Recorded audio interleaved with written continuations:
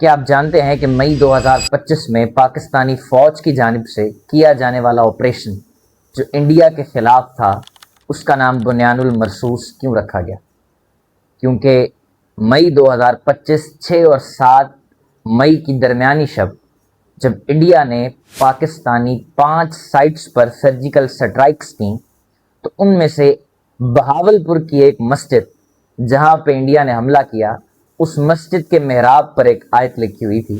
ان اللہ یحب الذین یقاتلون فی سبیلہ صافا کانہم بنیان المرصوص۔ اس آیت کا ترجمہ یہ ہے کہ بے شک اللہ دوست رکھتا ہے ان کو جو اللہ کی راہ میں جہاد کرتے ہیں اور دشمن کے خلاف صف آرا ہو کر لڑتے ہیں جیسے کہ وہ سیسا پلائی دیوار۔ ان 5 سائٹس پر اٹیک کرنے کے بعد پاکستان نے انڈیا کو بروقت کارروائی کرتے ہوئے جواب دیا، جس میں ان کے 6 سے 7 طیارے مار گرائے۔ میں سب سے ٹاپ پہ اسٹیٹ آف دی آرٹ طیارہ رافیل، جس کو آج تک کسی آرمی نے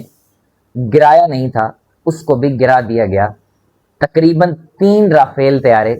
اس رات گرائے گئے۔ انڈیا کو یہ وار ایسا لگا اور یہ شکست ایسی کھائی کہ اس کے بعد لگاتار 3 روز تک،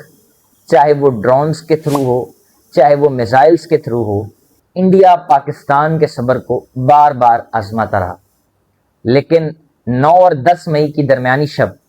جب انڈیا نے پوری طرح سے میزائل اٹیک لانچ کیا اور پہلا میزائل نور خان ایئر بیس پر آ کر گرا، تب پاکستانی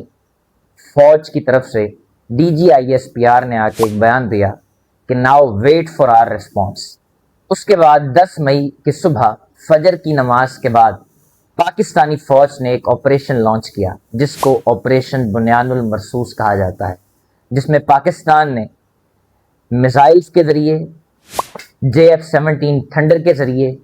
انڈیا کی بے شمار سائٹس کو نشانہ بنایا۔ پاکستانی ڈرونز استعمال ہوئے جو دہلی کے اوپر بھی دیکھے گئے۔